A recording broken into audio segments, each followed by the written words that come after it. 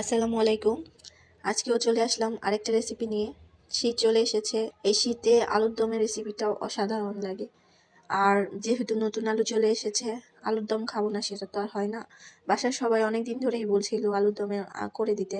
তো আলুর দম করব ভাবছিলাম নতুন আলু দিয়েই, তাই আমার হাজবেন্ড নতুন আলু নিয়ে এসেছিল, তাই আজকে করে নিলাম এই রেসিপিটা। তোমাদের সাথেও শেয়ার করলাম। ভালো লাগলে অবশ্যই আমার পাশে থাকবে। চলো দেখি। এখানে আমি নতুন আলু নিয়েছি 20টার মতো, ধুয়ে পরিষ্কার করে নিয়েছি। আর এই কাঁটা চামচ দিয়ে এই আলুগুলো আমি কেচে নিব, যাতে করে সিদ্ধ করার সময় ভিতরে লবণটা ঢুকে। আর আমি যেহেতু কাটবো না আলুগুলো, সুন্দর আন্নাম রেখেই আলুর দম তৈরি করব, তার জন্য আমি এভাবে করে নিলাম। তো আমি এখানে গরম পানি আগেই বসিয়ে রেখেছিলাম পাতিলাতে। আলুগুলো দিয়ে দিয়ে দিচ্ছি লবণ পরিমাণ মতো। আর এই আলুগুলো আমি পুরোপুরি সিদ্ধ করব না। আমার আলুগুলো আমি 80% সিদ্ধ করে নিয়েছি। সিদ্ধ করার পর আমি খোসা ছাড়িয়ে নিয়েছি।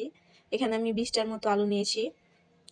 আমি আলু নেওয়ার পর এখন আমি যে ইনগ্রেডিয়েন্টসগুলো নিয়েছি সেটা হচ্ছে, এখানে নিয়েছি পেঁয়াজ কুচি, টমেটো কুচি, 2টা ডিম, কাঁচামরিচ ও ধনেপাতা। আরও কিছু মশলা অ্যাড করব, সেটা আমি দেখাচ্ছি পরে। তো আমি এখানে 5টার মতো পেঁয়াজ কেটে নিয়েছি।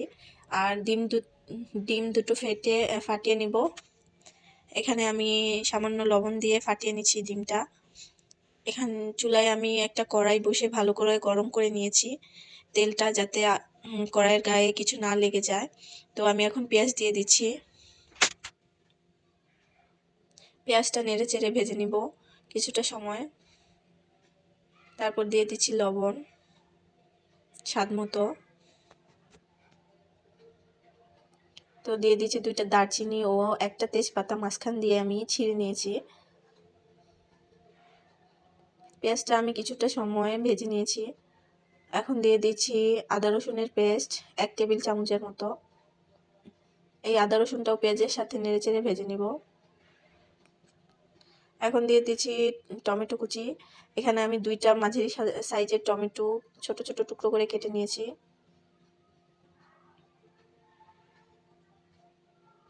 এই টমেটোটা এখন দেওয়ার কারণ হচ্ছে আমি টমেটোটাকে গলিয়ে নেব, তাই পেঁয়াজের সাথে নেড়েচেড়ে ভেজে নিচ্ছি।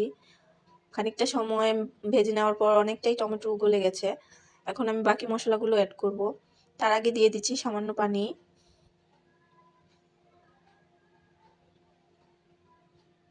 এখন দিয়ে দিচ্ছি হলুদ গুঁড়ো 1 চা চামচ, মরিচ গুঁড়ো 1 চা চামচ, জিরার গুঁড়ো 1 চা চামচ, আর দিয়ে দিচ্ছি মাংসের মশলা 1 চা চামচ। আপনারা চাইলে গরম মশলাটাও ইউজ করতে পারেন। এখন এগুলি সবগুলি মশলা মিশিয়ে নেড়েচেড়ে খানিকটা সময় ভেজে নিব। মশলা থেকে তেল ছেড়ে দিয়েছে। মশলাটা যত কষানো হবে ততটাই ভালো লাগবে আলুর দমটা খেতে। তো আমি এখন মশলাটা হয়ে যাওয়ার পর এখন আমি যে ডিমটা ফাটিয়ে নিয়েছিলাম, ডিমটাই মশলার সাথে দিয়ে দিচ্ছি।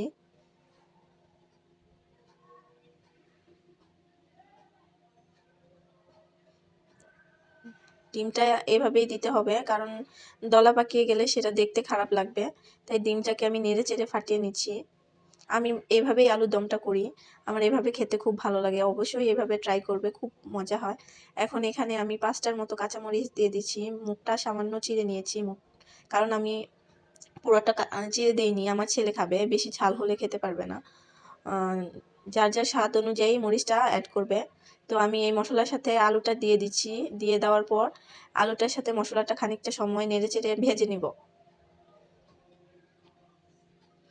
অনেকটা সময় আমি মশলাটা সাথে আলুটা ভেজে নিয়েছি। কি সুন্দর লাগছে কালারটা। দিয়ে দিচ্ছি সামান্য পানি। অনেক সুন্দর একটা ফ্লেভার এসেছে।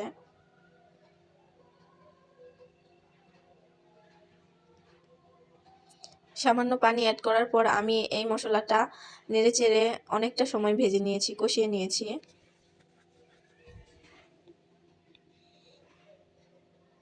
এখন আমি ঢাকনা ছাড়াই কিন্তু নেড়েচেড়ে নিচ্ছি কিছুটা সময় পর পর।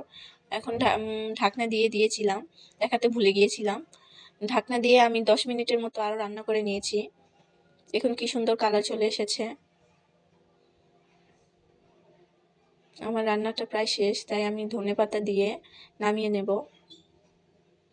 ধনেপাতাটা অবশ্যই দেওয়ার চেষ্টা করবেন, কারণ এতে ফ্লেভারটা খুব সুন্দর হয় আর খেতেও স্বাদ চলে আসে বেশি, যেটা আমার কাছে মনে হয়। ধনেপাতাটা দিলে খাবারের স্বাদটা অনেকটাই বেড়ে যায়।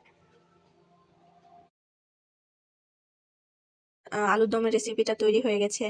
আমার এই রেসিপিটা ভালো লাগলে অবশ্যই আমার চ্যানেলটাকে সাবস্ক্রাইব করে দিবেন, পাশে থাকা বেল আইকনটি প্রেস করে দিবেন, নোটিফিকেশনটা অলে রেখে দিবেন, যাতে করে নতুন ভিডিও পোস্ট করার সাথে সাথে আপনারা নোটিফিকেশনটা পেয়ে যান। এমন অনেক আরও নতুন নতুন রেসিপি নিয়ে আপনাদের সামনে হাজির হব যে কোনো সময়, যে কোনো মুহূর্তে। আমার এই দম আলুর রেসিপিটা যদি আপনাদের ভালো লাগে অবশ্যই আমার পাশে থাকবেন, অনেক অনেক ভালোবাসা দিবেন, এই আশায় আজকে এই পর্যন্তই। আবার চলে আসবো নতুন কোনো ভিডিও নিয়ে। আল্লাহ হাফেজ।